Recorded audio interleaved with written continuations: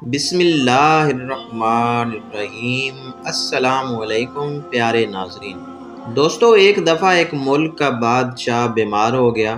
جب بادشاہ نے دیکھا کہ اس کے بچنے کی کوئی امید نہیں تو اس نے اپنے ملک کی رعایا میں اعلان کروا دیا کہ وہ اپنی بادشاہت اس کے نام کر دے گا، جو اس کے مرنے کے بعد اس کی جگہ ایک رات قبر میں گزارے گا۔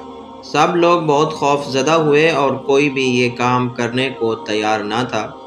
اسی دوران ایک کمہار جس نے ساری زندگی کچھ جمع نہ کیا تھا، اس کے پاس سوائے ایک گدھے کے کچھ نہ تھا۔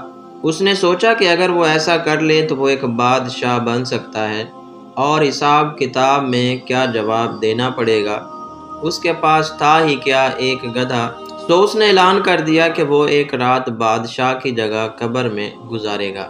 بادشاہ کے مرنے کے بعد لوگوں نے بادشاہ کی قبر تیار کی، اور وعدے کے مطابق کمہار خوشی خوشی اس میں جا کر لیٹ گیا، اور لوگوں نے قبر کو بند کر دیا۔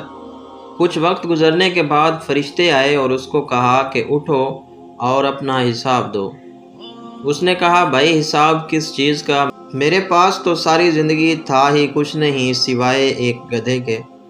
فرشتے اس کا جواب سن کر جانے لگے، لیکن پھر ایک دم رکے اور بولے، ذرا اس کا نامہ اعمال کھول کر دیکھیں اس میں کیا ہے۔ بس پھر کیا تھا؟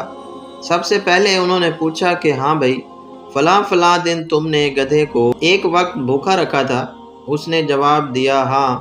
فوری طور پر حکم ہوا کہ اس کو 100 درے مارے جائیں۔ اس کی خوب دھلائی شروع ہوئی۔